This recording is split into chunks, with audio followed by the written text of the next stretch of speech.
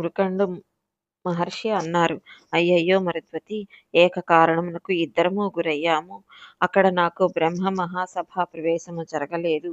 ఇక్కడ నీవు ఋషిపత్నులకు ఆతిథ్యం ఇవ్వలేకపోయావు. మనిద్దరికీ బిడ్డలు లేక గృహస్థాశ్రమమే పాడవుతోంది. నువ్వు సంతానము కొరకే ఏడుస్తున్నావు. సంతానం లేకపోవడం వలన ఈవేళ మనం కొన్ని పుణ్యకార్యాలు చేయలేకపోతున్నాము. దేవి, నువ్వు బాధపడకు. ఈశ్వరుడు ఉన్నాడు. ఆయన రాజకిరీటుడు. ఆయనను ఇంతవాడు అంతవాడు అని చెప్పడం కుదరదు. కారుణ్యామృత వర్షమును కురిపించగలవాడు. నేను ఆ పరమశివుని గూర్చి తపస్సు చేస్తాను. మంచి కొడుకును కంటాను. నువ్వు బెంగ పెట్టుకోకు. నేను తపస్సుకు వెడుతున్నాను అన్నాడు. అని ఆయన తపస్సు చేసుకోవడం కోసమని బయలుదేరి ఒక మారేడు వనమునందు శివలింగమును ప్రతిష్ఠించి ఆ శివలింగమునకు రోజు అర్చన చేస్తూ తపస్సు చేస్తున్నాడు. ఆయన రోజు రోజుకి భోజనమును పరిత్యజిస్తూ, కొన్నాళ్ళు నీళ్లు తాగుతూ, కొన్నాళ్ళు ఆకులు తింటూ, కొన్నాళ్ళు గాలి మాత్రమే పీలుస్తూ ఘోరమైన తపస్సు చేస్తున్నాడు. మరుద్వతి తపస్సు చేస్తున్న భర్త గారికి అన్నీ అందిస్తూ, తపస్సు చేస్తున్న భర్త క్షేమమును విచారణ చేస్తూ, తాను కూడా ఖాళీ సమయంలో పరమేశ్వర ఆరాధనను చేస్తోంది. ఆ పశుపతిని ఆరాధన చేస్తోంది. ఈశ్వరానుగ్రహము చేత తమకు బిడ్డలు కలిగి తీరుతారనే గొప్ప పూనికతో వారు ఉన్నారు. వీరిద్దరూ ఇలా తపస్సు చేస్తూనే ఉన్నారు. కానీ శంకరుడు ప్రత్యక్షం అవలేదు. నారద మహర్షి కైలాసమునకు వెళ్ళాడు. కైలాసంలో శంకరుని చూసి, తండ్రి, నిన్ను నమ్మి ఆ దంపతులిద్దరూ తపస్సు చేస్తున్నారు. ఇలా పిలిస్తే పలికేవాడివి. కొంగు బంగారమని నీకు పేరు. వారినింకా ఎన్నాళ్ళు పరీక్షిస్తారు అన్నాడు. శంకరుడు మహర్షికి ప్రత్యక్షమై, నీకు 16 ఏళ్ల వయసు ఉండే కుమారుడు జన్మిస్తాడని వరమిచ్చాడు. కుమారుడు పుట్టాడు. మార్కండేయుడు అని పేరు పెట్టారు. ఆ దంపతులు కుమారుడు కూడా పరమేశ్వర భక్తితో కాలం గడుపుతున్నాడు. ఇలా గడిపేస్తుండగా ఒక రోజున నారద మహర్షి అక్కడికి వచ్చాడు. వచ్చి మృకండు మహర్షిని, ఆయన భార్యను చూశాడు. నారద మహర్షికి ఆ భార్యాభర్తలిరువురు అర్ఘ్యపాద్యాదులు సమర్పించారు. నారదుడు మృకండునితో, మృకండ, మీ కుటుంబమును చూస్తే నాకు చాలా సంతోషంగా ఉంది. నీకు తగిన కుమారుడు లభించాడు. కానీ ఒక్క విషయం మీకు జ్ఞాపకంలో ఉన్నదా? ఈ పిల్లవానికి 15వ సంవత్సరం వెళ్ళిపోయి 16వ సంవత్సరం వచ్చేసింది. 16వ సంవత్సరం కూడా కొద్ది రోజులలో అయిపోబోతోంది. 16వ సంవత్సరం పూర్తి అయిపోయిన పుట్టినరోజు నాడే ఉపద్రవం కూడా వచ్చేస్తుంది. ఇంత మనసు పెంచుకున్నారే, ఇంత మంచి పిల్లవాడే, ఇంతగా తల్లిదండ్రులను సేవిస్తాడే, ఇంత శివభక్తుడే, ఇలాంటి పిల్లవాడికి ఏదైనా జరగరానిది జరిగిపోతే మీరు తట్టుకోగలరా? ఈ పిల్లవాడి ఆయుర్దాయం అయిపోతోంది కదా అన్నాడు. నారదుడు ఈ మాటలు చెప్పగానే మొట్టమొదట భూమి మీద పడిపోయి ఆవుదూడ కనపడకపోతే అంబారవం చేస్తూ పరిగెత్తినట్లు పిల్లవాడిని తలుచుకొని మార్కండేయ, మార్కండేయ అని పిలుస్తూ ఆడుకుంటున్న పిల్లాడి దగ్గరికి పరిగెత్తి నేల మీద పడి పొర్లుతూ గుండెలు బాదుకొని కొద్ది రోజుల్లో వాడు వెళ్ళిపోతున్నాడన్న సత్యమును భరించలేక మరుద్వతి ఏడుస్తోంది. ఇంత తపోనిష్ఠాగరిష్ఠుడైన మృకండు కూడా దుఃఖమును ఓర్చుకోలేక క్రిందపడి దొర్లి ఏడుస్తున్నాడు. ఇంతలో మార్కండేయుడు గబగబా లోపలికి వచ్చాడు. 16 సంవత్సరముల పిల్లవాడు. అతను తల్లిదండ్రులను మీరు ఎందుకు ఏడుస్తున్నారు అని అడిగాడు. అప్పుడు ఉన్న సత్యమును వాళ్ళు ఎరుకలో పెట్టారు. పిల్లవాడు ఏమాత్రం విచారము లేకుండా అలా నవ్వుతూ నిలబడి ఉన్నాడు. అప్పుడు నారదుడు వాడి భక్తికి, వాడి విశ్వాసం, వాడి ధృతి, వాడి ధైర్యం చూశారా? మీరు ఏ తపస్సు చేస్తే వాడు పుట్టాడో ఇప్పుడు వాడే తప్పించగల శక్తితో ఉన్నాడు. వాడే శివుడన్నాడు. రక్షించి తీరుతాడనే పూనికతో ఉన్నాడు. కాబట్టి మీరు కూడా శివార్చనను పెంచండి. మీరు శివానుగ్రహమునకు తపస్సు మొదలు పెట్టండి. మొట్టమొదట వీనిని హిమాలయ పర్వత ప్రాంతములకు పంపించి వీనిని అక్కడ కూర్చోపెట్టి తపస్సు చేయమని చెప్పండి.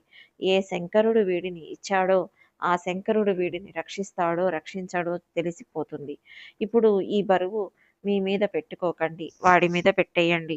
ఈ గందరగోళం వాడే చూసుకుంటాడు. ఆయన మీద పెట్టండి, పిల్లాడిని పంపండి అన్నాడు. ఇప్పుడు పరీక్ష ఎవరికి వచ్చింది? భక్తుడికి రాలేదు, భగవంతునికి వచ్చింది. అయితే ఈ పిల్లవాడు అంతటి ధృతితో వెళ్ళి అంతటి తపస్సు చేయగలడా? అప్పుడు మార్కండేయుడు అన్నాడు, నాన్నగారు అసలు ఈ విషయం నాకు ఎందుకు చెప్పలేదు? దీనిని దాచిపెట్టి ఇన్నాళ్ల నుండి గుండెలలో కుంపటి ఎందుకు పెట్టుకున్నారు? ఎందుకలా భయపడతారు? నన్ను రక్షించటానికి రాజకిరీటి ఉన్నాడు. నా ప్రాణములు తీయడం యమధర్మరాజుకి తరమా? మీ పాదములకు నమస్కరిస్తున్నాను. నన్ను అనుమతించండి. నేను దీర్ఘాయుష్మంతుడనవ్వాలని ఆశీర్వచనం చెయ్యండి. ఆ శంకరుని గూర్చి తపస్సు చేస్తాను. ఆ మహానుభావుడు నాకు సిద్ధిని ఇస్తాడు. సమస్తమైన భోగములను ఇస్తాడు. ఐశ్వర్యమును ఇస్తాడు. ఆయుర్దాయమును ఇస్తాడు. మీరేమీ బెంగ పెట్టుకోకండి. మీరు కూడా శివారాధన చెయ్యండి అని చెప్పి ఆ పిల్లవాడు వెళ్ళిపోయాడు. అలా వెళ్ళిపోయి హిమాలయ పర్వత ప్రాంతమందు ఒక శివలింగమును తయారు చేసి దానికి చిన్న దేవాలయం లాంటి నిర్మాణం చేసుకుని అక్కడ కూర్చుని ఆయన తపస్సు మొదలుపెట్టాడు. అద్భుతమైన తపస్సు చేస్తూ 3 వేళలా శివలింగంను ఆరాధన చేస్తూ శతరుద్రీయమును పారాయణ చేస్తూ ఎప్పుడూ శివలింగమునే నమ్మి ఆయన శంకరుడే ఇప్పుడు ఈ లింగ రూపమున ఉన్నాడు అని నిశ్చల భక్తితో ఆరాధన చేస్తుండగా ఆయన ప్రాణములను ముగ్గడించవలసిన సమయం ఆసన్నమైపోయింది. అక్కడ యమలోకంలో యమధర్మరాజు దూతలను పిలిచాడు. పిలిచి మార్కండేయుడికి ఆయుర్దాయం అయిపోయింది. మీరు వెంటనే పాశములు పట్టుకుని ఆ ప్రాంతమును చేరండి. చేరి మార్కండేయుడి ఆయుర్దాయమును ఆ పాశముల చేత తీసి పట్టుకుని మరలా ఈ లోకము చేరండి అని చెప్పాడు. యమదూతలు అక్కడికి వెళ్ళారు. ప్రాణోత్క్రమణము కావలసిన సమయము ఆసన్నమైంది. అక్కడ మార్కండేయుడు లోపల శివలింగం దగ్గర కూర్చుని తదేక ధ్యానంతో శివారాధన చేస్తున్నాడు. అలా అతడు శివారాధన చేస్తున్న సమయంలో వచ్చిన యమదూతలు ఆయన మీద పాశం వేయడం కోసమని ఒక్కసారి మార్కండేయుడు ఎక్కడ ఉన్నాడా అని లోపలికి తొంగి చూశారు. అక్కడ ఏ విధమైన కదలిక లేకుండా అలా పరమశివుడి మీద ధ్యానం పెట్టుకుని అదే పనిగా శంకరుని ఆరాధన చేస్తూ మనస్సు పరమశివుని యందు లగ్నమైపోయిన మార్కండేయుడు వాళ్ళకి కనిపించాడు. ఆ పిల్లవాని వంక చూసేసరికి వాళ్ళకి ఒక గొప్ప తేజస్సు కనపడినట్లుగా అయింది. పాశం విసరడానికి వాళ్ళకి భయం వేసింది. భయం వేసి దేవాలయంలా ఉన్న ఆ లోపలికి వెళ్ళలేకపోయారు. అప్పుడు సృష్టిలోనే ఒక ఆశ్చర్యకరమైన సంఘటన జరిగింది. ఆ భటులు పాశం వేసేయడం మానేసి పాశములు చేతికి చుట్టుకుని యమలోకమునకు వెళ్ళిపోయారు. పిమ్మట యమధర్మరాజుకు ఆ పాశములను ఇచ్చి, మేము ఆ పిల్లవాని ప్రాణములు ఉగ్గడించలేకపోయాము. ఆ పిల్లవాడు అపారమైన శివభక్తితో తనలో తాను లీనమై శంకరుని ఆరాధన చేస్తున్నాడు. అటువంటి పిల్లవాని ప్రాణములు తీయలేకపోయాము అని చెప్పారు. అప్పుడు యమధర్మరాజుకి ఎక్కడ లేని కోపం వచ్చింది. సమయానికి ప్రాణాలను తీసేయడం అన్నది ఇంతకాలంగా నేను చేస్తున్న పని. ఒక పిల్లవాడిని చంపడం చేతకాక తిరిగి వచ్చి వాడు శివ పూజ చేస్తున్నాడు. వాడిలో చాలా తేజస్సు ఉంది.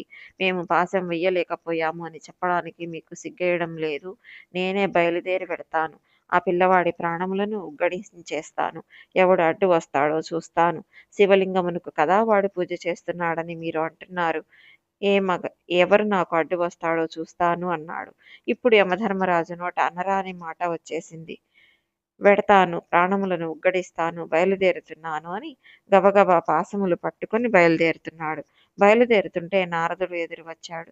వచ్చినవాడు మహర్షి కదా అని యమధర్మరాజు తన దున్నపోతును దిగి వచ్చిన వాడికి నమస్కారం చేశాడు. అప్పుడు నారదుడు అన్నాడు, అయ్యయ్యో ఎందుకయ్యా అంత పంతాలకి పట్టింపులకి పోతావు? వాళ్ళకి ఉన్నది ఒక పిల్లవాడు. మహర్షి కదా, పిల్లాడి కోసం ఏడుస్తున్నాడు కదా, తపస్సు చేస్తున్నాడు కదా.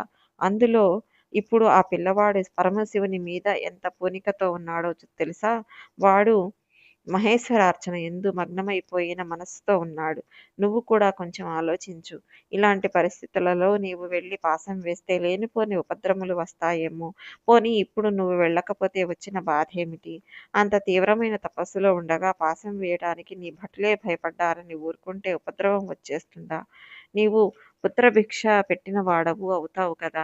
వాళ్లే భయపడినప్పుడు మళ్ళీ నీవు నేను యముడను అని తొడలు చరుస్తూ ఎవరు మొగడాడు అని బయలుదేరుతున్నావు అన్నాడు. నారదుడు ఇలా అనేసరికి యమధర్మరాజుకి ఇంకా కోపం వచ్చేసింది. శివుడా, ఎవడాపగలడు? నేను వాడి ప్రాణములను ఉగ్గడించవలసిన సమయం ఆసన్నమైనప్పుడు తీసేయడం నా ధర్మం. వాని ప్రాణములు తీసి తీరుతాను అని పాశము పట్టుకొని ఆ దేవాలయం దగ్గరకు వెళ్ళాడు. కానీ ఆయనకి చిన్న అనుమానం వచ్చింది. ఇంత తేజస్సుతో ఉన్నాడు. ఇంత లింగార్చన చేస్తున్నాడు. పాశము వేయడమా వద్దా అనుకున్నాడు. అతనిని బహిర్ముఖుడిని చేస్తే పోతుంది అనుకున్నాడు. కాబట్టి ఇప్పుడన్నాడు, చేశావు పూజ, ఇక చాల్లే. నీ పూజకి ఈశ్వరుడు చాలా సంతోషించాడు.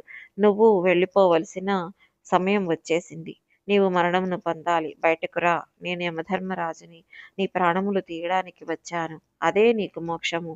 ఇందులో సందేహం ఏమీ లేదు. బయటకు రా అన్నాడు.